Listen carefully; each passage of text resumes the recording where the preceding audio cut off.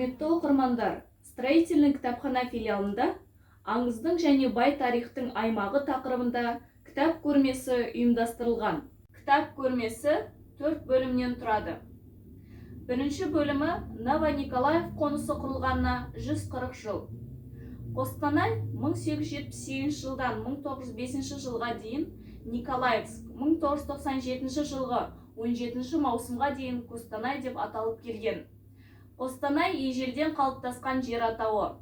Қостанай Орынбор және Торғай облыстары губернаторының жоспарында Ордабай қаласы деп көрсетілсе, 1879 жылдан бастап Қостанай деп аталады. 1893 жылы қаланың аты Новониколаевск болып өзгертілген. 1895 жылы Қостанай атауы қайтарылған.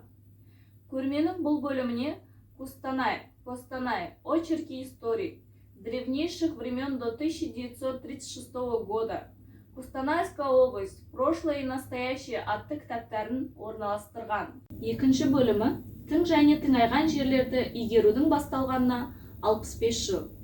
Тың игеруге келген ұлттар арасындағы байланыс Қазақстанның көп ұлтты мемлекет болып қалыптасуына негіз болды және ұлттық достық қатынас ел экономикасының дамуына үлес қосты.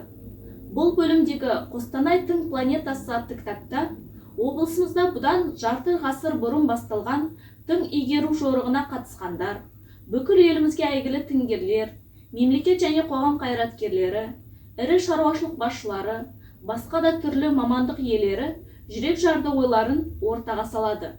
Сонымен қатар мұнда Целинная хроника, Хлеб и люди, Костанайская область, страницы истории, Костанайская область, энциклопедия, освоение целинных и залежных земель Костанайской области, Костанай вчера, сегодня и завтра, Қостанайлықтар тыл ерлері атты кітаптар бар.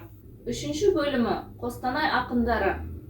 Қостанай ұлы қазақ ақындарының, атақты билері мен батырларының, жазушы мен ақындарының, орақ ауыз шешендерінің отаны. Көрменің осы бөлімінде жазушылардың көптеген еңбектері орын алады.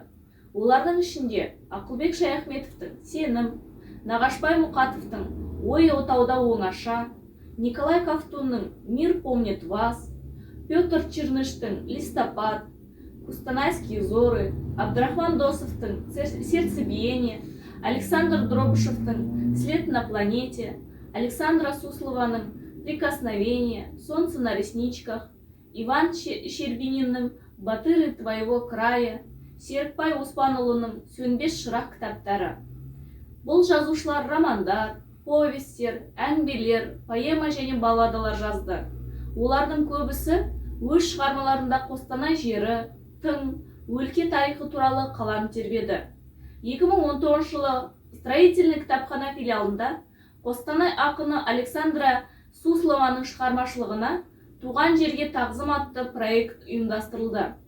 Ұлы отан соғыс ардагері Иван Щербининнің 1995 жылы «Батыры твоего края» атты деректі кітабы жарық көрді. Бұл кітапта Ұлы отан соғысына қатысушылардың ерліктері жайлы архивтен алған естеліктер жазылған. Көрменің 4-ші бөлімі жан-жақты дарынды жазушы. Жазушы, драматург, қазақ әдебиетінің негізін салушылардың бірі Бейімбет Майлин, қоғам қайраткері, Таран ауданы қазіргі Майлин атындағы Кең шарында туған. Алғашында ауыл молдасынан оқып, қара таныған зерделі де орнықты бала, өзі талпынып сол ауылдағы татар мұғалімінен сабақ алады. Ерен талант, бір тоға мінезді ерінбейтін еңбекқор жазушы 1937 жылы нақақтан қамауға алынып, 1938 жылдың ақпанында өзінің даңқты қаламдастары Сәкен Сейфуллин, Ильяс Жансүгіровтармен бірге тоталитарлық жүйенің құрбаны болды.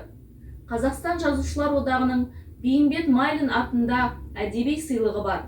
1994 жылы Қостанай теміржол вокзалы алдында Бейімбет Майлиннің ескерткіші ашылды. Облыстық Қостанай таңы газетінің ғимаратында мемориалдық тақта орнатылған. Жазушының 100 жылдық мерейтойына орай туған ауылында ескерткіш орнатылған. Құрметті оқырмандар, осы көрмедегі барлық кітаптарды Строительный кітапхана филиалынан алып оқи аласыздар. Біздің мекен жайымыз Бородина 215, строительный кітапхана филиалы. Назарларыңызға рахмет.